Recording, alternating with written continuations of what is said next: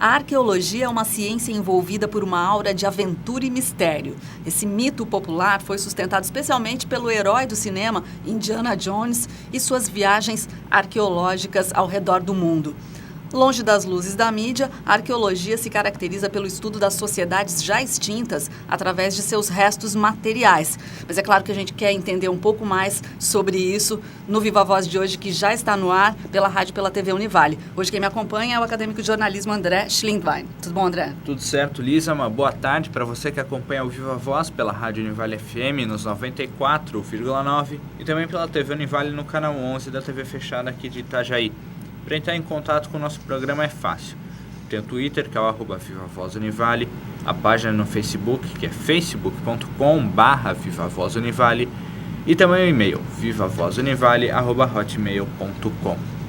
Claro que nós convidamos um arqueólogo para conversar aqui conosco hoje, Darlan Cordeiro, que é pesquisador do Museu Arqueológico de Itajaí, tá ligado então à Fundação Genésio Miranda Lins, a quem a gente já agradece a participação. Obrigada pela presença.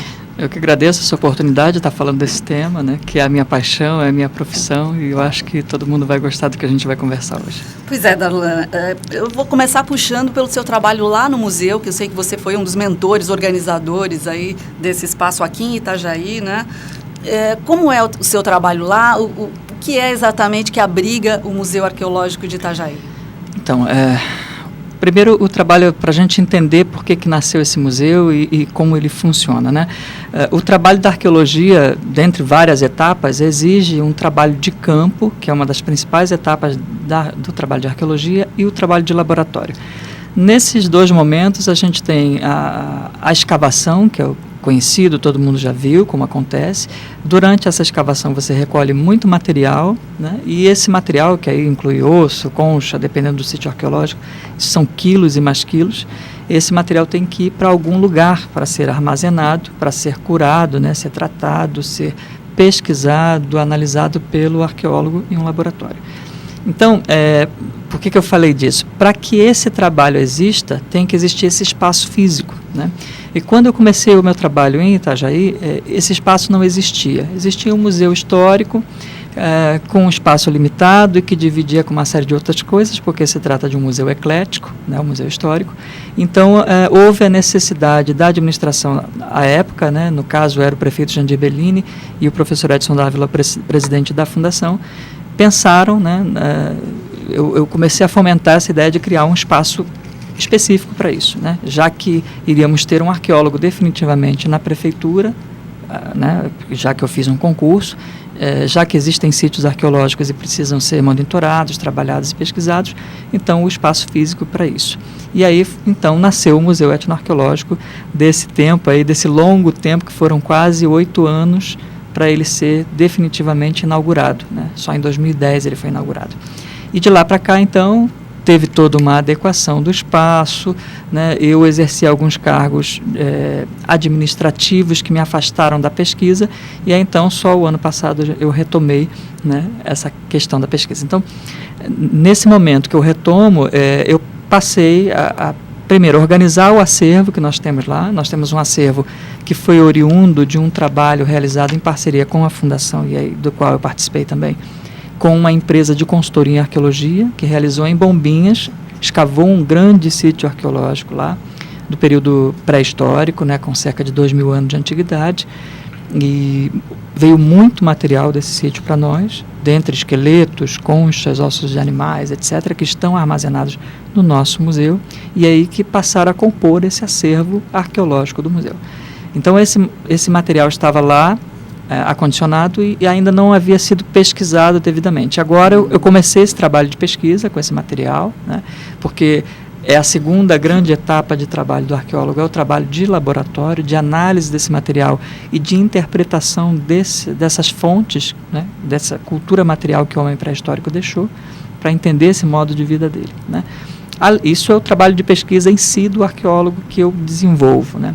Mas, além disso, a gente, como tem um museu, e o museu hoje ele tem uma função educativa prioritária, né, além da exposição, além do nosso caso específico ser um centro de pesquisa, nós temos uma função educativa.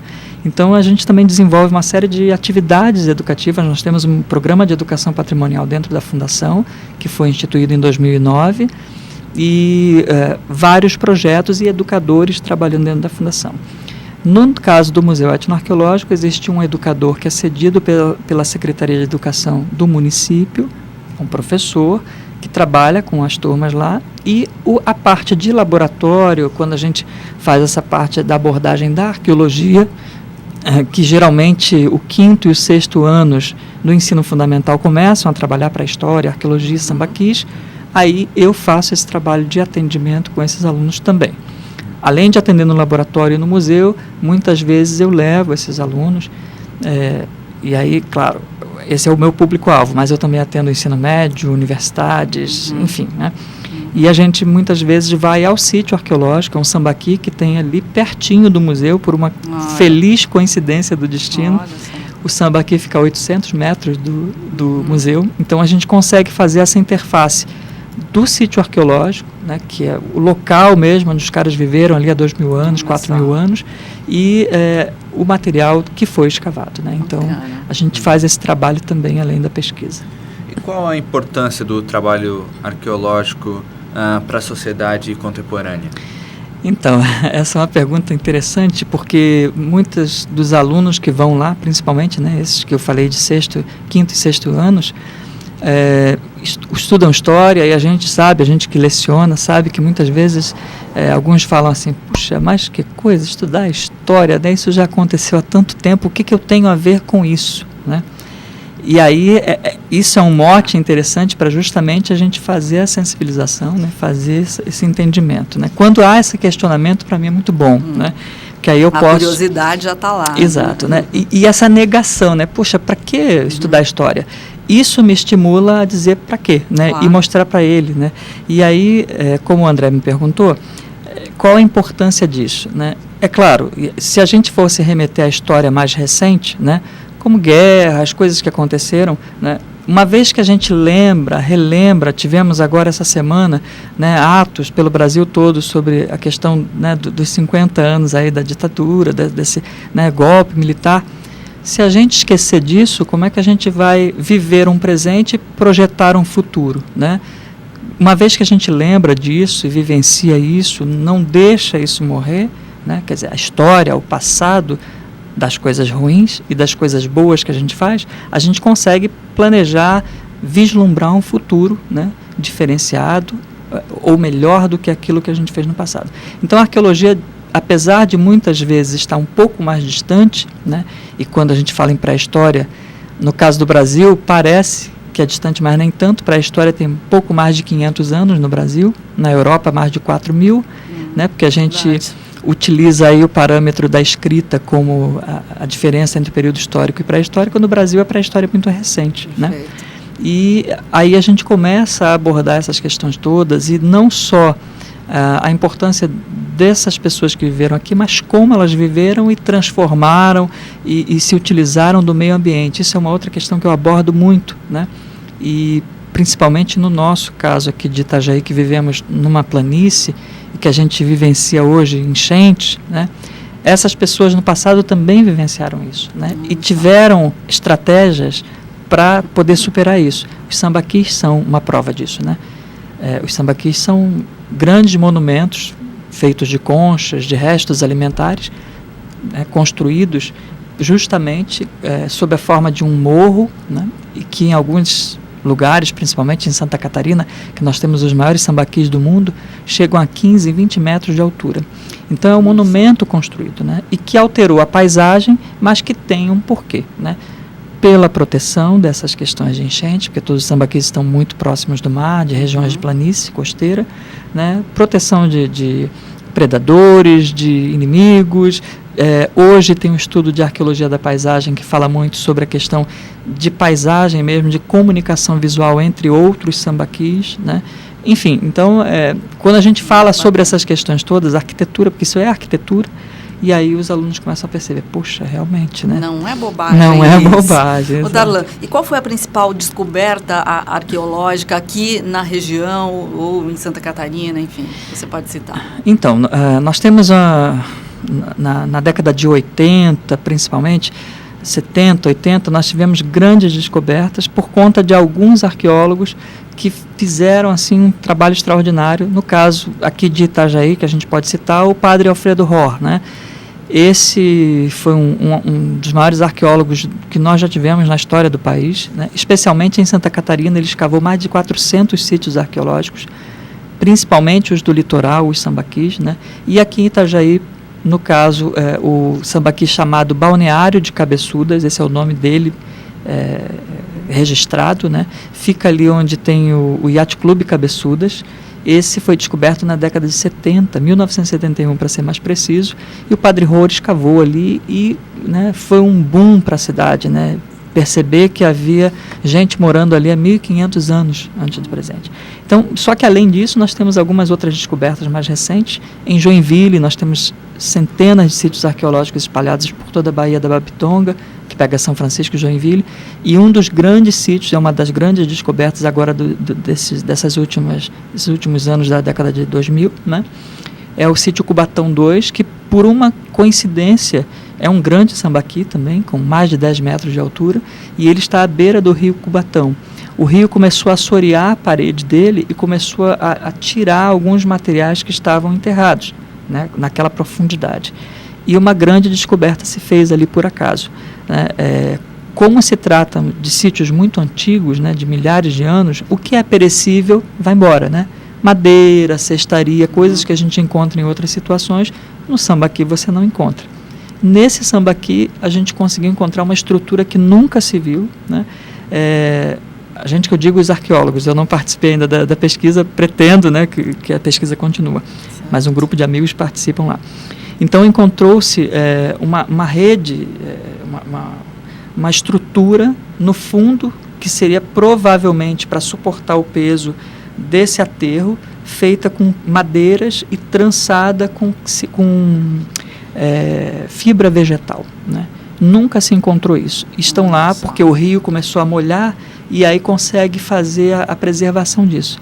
E isso está sendo estudado na Universidade de São Paulo, em outras universidades. É um material bastante interessante, incrível, que não se conhecia, né? Ou seja, é um material de estrutura para a construção de um sambaqui, né? Que bacana. Além desse sítio arqueológico que foi encontrado aqui em Cabeçudas, sim, existem outros aqui na região?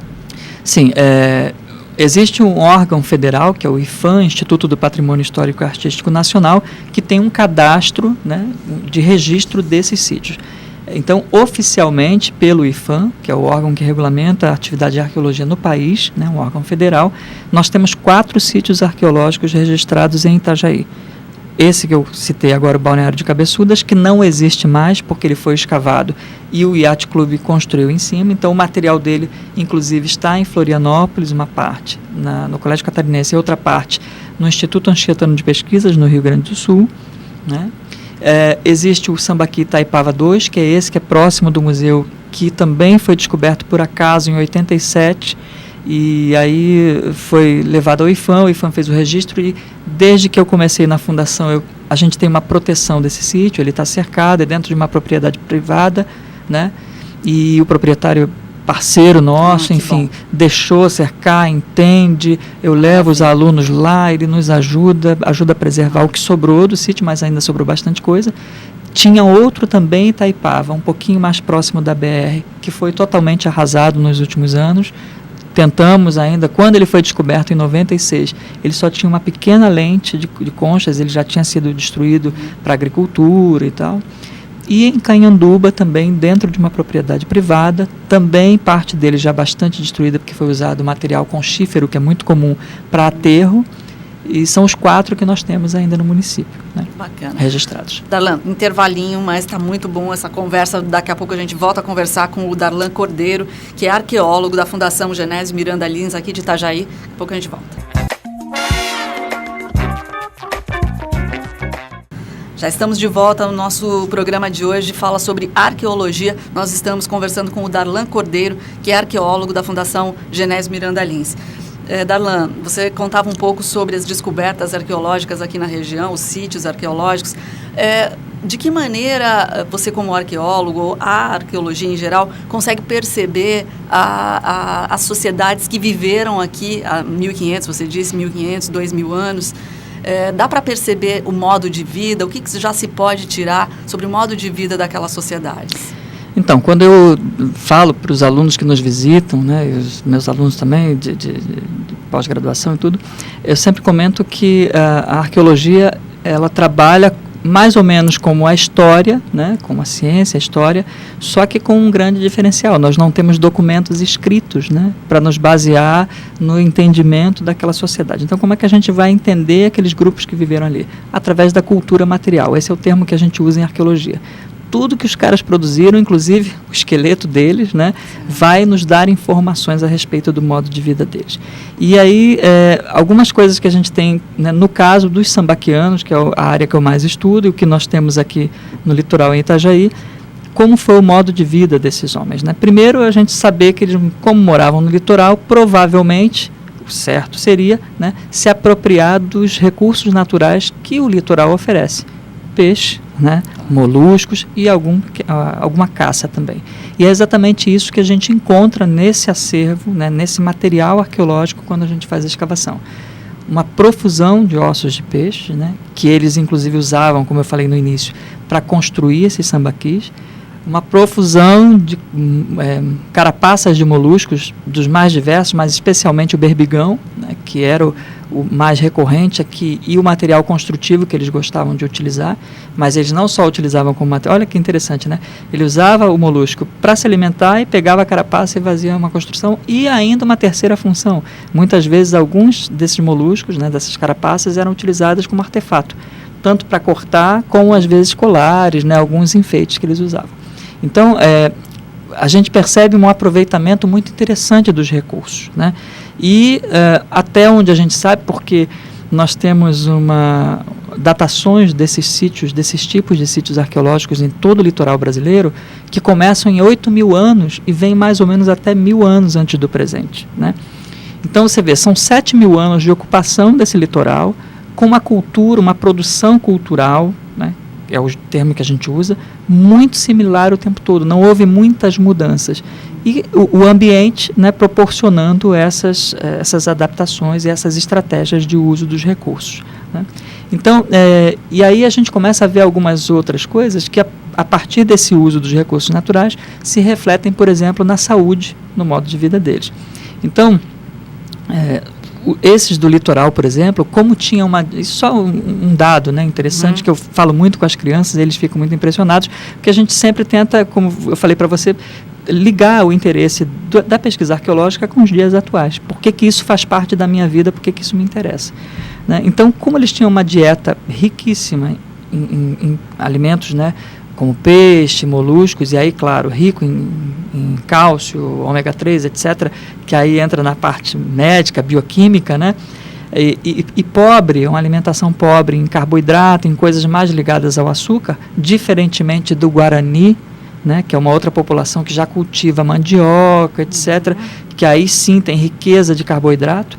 Então você vê uma diferenciação nos ossos e nos dentes dessas pessoas, né? Você vê um sambaquiano com dente bastante desgastado, mas sem nenhuma cárie. Né? Olha só. Ossos bastante fortes, sem problemas de osteoporose, coisas assim, né? Diferentemente de outros grupos mais do interior. Muito interessante. Né? Então, e isso a gente mostra para os alunos e fala, tá vendo? Quando o médico fala para vocês, né, que o cálcio é bom, que o peixe é bom, tá aqui, ó, os caras há 8.000 anos já sabiam disso, né?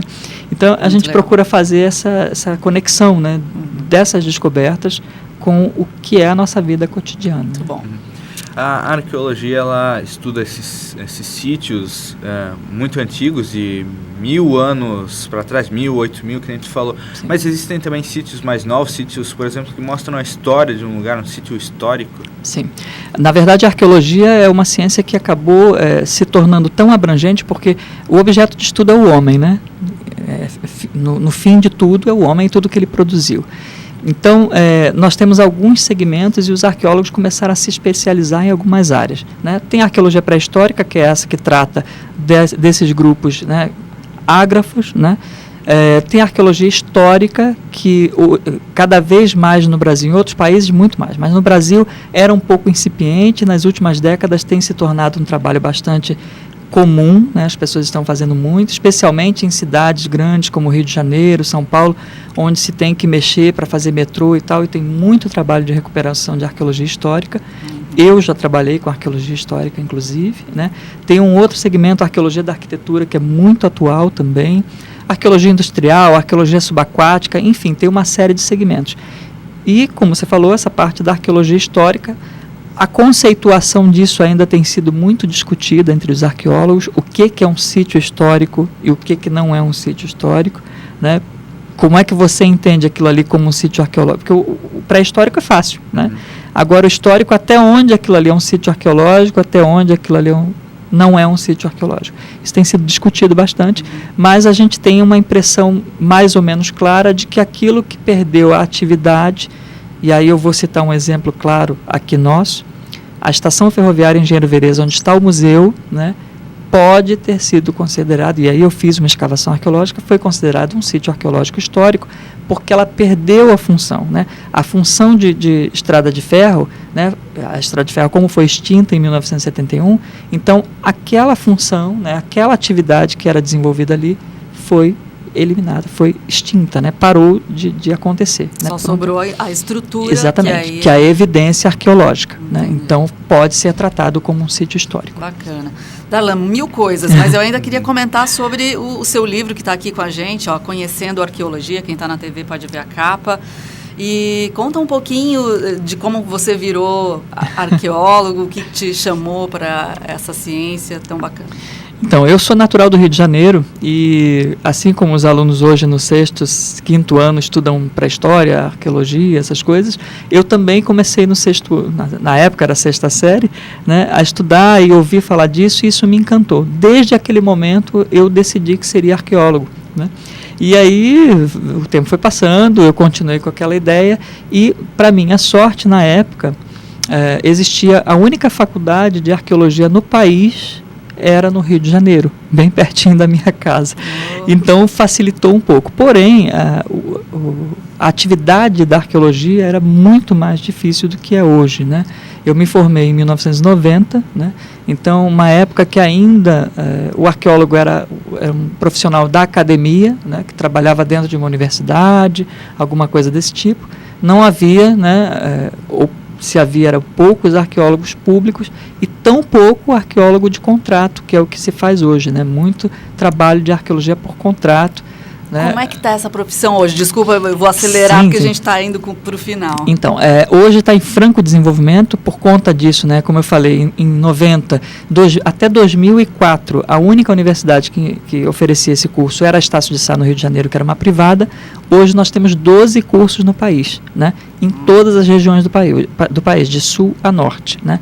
Então, demonstra um franco desenvolvimento da profissão, com salários bastante razoáveis, né, com ganhos bastante razoáveis, e que eu aconselharia quem quiser fazer, vale a pena, além de ser uma paixão, uma profissão que está o tempo todo, você se recicla, você precisa se reciclar, porque as descobertas acontecem, as tecnologias chegam e nos ajudam, né, nessas descobertas, nesses entendimentos. Então, além disso, também esse campo profissional em franco desenvolvimento e expansão. Dá para a gente conhecer um pouco do museu, então? Só para acabar? O horário de funcionamento do museu, para quem quiser conhecer. Então, como em todo o Brasil, praticamente, segundas-feiras o museu é fechado para manutenção, mas de terça a sexta ele funciona de 8 às 18 horas, sem interrupção para almoço, sábados e domingos de 14 às 18 horas também, sob regime de plantão. Também estamos lá atendendo sempre. Para quem não conhece ainda, localiza para os nossos espectadores, por favor. Então, Avenida Itaipava, número 3.901. Quem vem pela rodovia Antônio Raio, que é paralela à Avenida Itaipava, fica mais ou menos na altura de uma empresa grande que tem ali, Safrio, né? Então, se você olhar de lá para baixo, você vê o predinho da estação ferroviária, que é muito lindo, restaurado. O museu é extraordinário, tem um espaço de mais de 6.000 metros quadrados de complexo museal, muito bacana.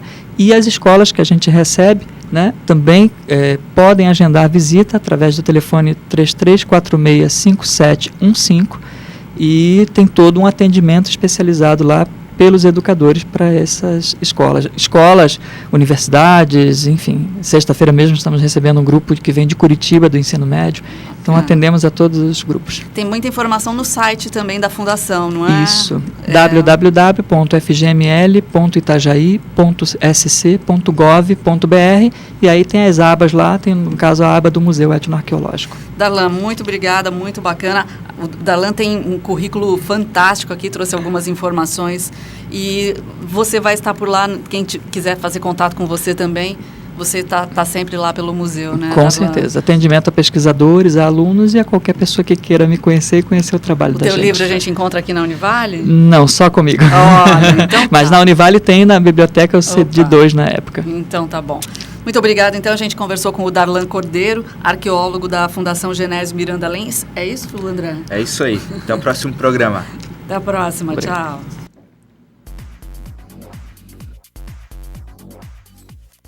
Viva Voz. Realização: curso de jornalismo do Centro de Ciências Sociais Aplicadas, Comunicação, Turismo e Lazer e Pró-Reitoria de Pesquisa, Pós-Graduação, Extensão e Cultura, Propec da Univale. Produção e técnica: André Schlindwein e Fernanda Vieira. Coordenação: Lisa Lopes Correia. Supervisão: Alberto Russi.